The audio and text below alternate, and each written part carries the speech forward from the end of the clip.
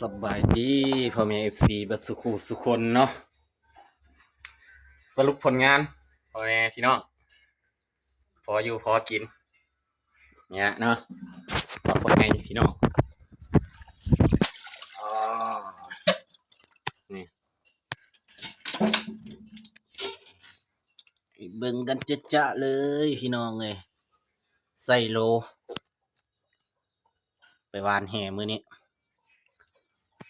พอได้อยู่ได้กินพี่น้องเลย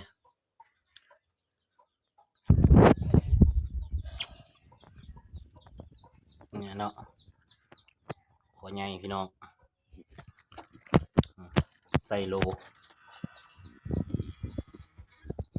โลปลายพี่น้องเสร็จแล้วเนาะจบคลิปแต่เท่านี้เนาะสบายดี